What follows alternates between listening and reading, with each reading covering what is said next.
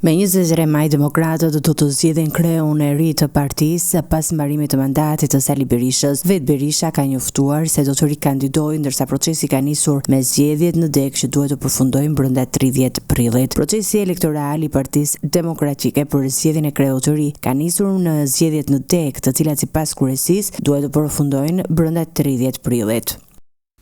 Ky proces dëshmoj dhe njëherë se ne nuk duhet në asnjë thanë të heqim dorë nga primarit. Nuk mund të zëvendësojmë ne me asgjë vullnetin të drejtën për vendimarrje të anëtarëve tanë. Janë zgjedhur, janë ndarë me mirëkuptim dhe sa më shumë konsolidohet kjo traditë, aq më e fuqishme bëhet Partia Demokratike. Me 6 qershor pritet të zhvillohet kuvendi kombëtar për zgjedhjen e anëtarëve të Këshillit Kombëtar dhe të kryesisë së re, duke përfshirë nënkryetar dhe sekretarin e përgjithshëm. Në të njëjtin kuvend do të votohen edhe disa ndryshime statutare, përgatitje nga një grup prej 9 anëtarësh. U tejkalue një mentalitet i prapambetur, paternalist, absolutisht i pa bazë. Dhe unë them që edhe ky dimension kësaj here është një dimension vërtet emancipues.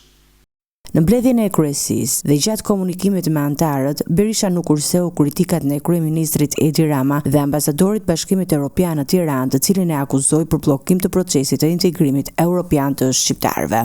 Ambasadori i Bashkimit Evropian në Tiranë, në Bruksel sillet në mënyrë absolute, sikur të jetë ambasadori i Edi Ramës në Bruksel, sepse të shpallish akshin problem kulturor në Bruksel, problem kulturor të shqiptarëve në Bruksel, siç ka bërë zoti Gonzato, ky është shërbimi më i keq që u bën shqiptarëve dhe unë i them atij zotërie se pegmarrja nuk është kulturë e shqiptarëve, se ky vend dhe ky kom dhe është i fyrje e rëndë që u bëhet shqiptarëve. Akshi, shkëlqësia juaj është problemi i Baxhanakut të Edi Ramës, i bashkëshortes Edi Ramës dhe vetë Edi Ramës.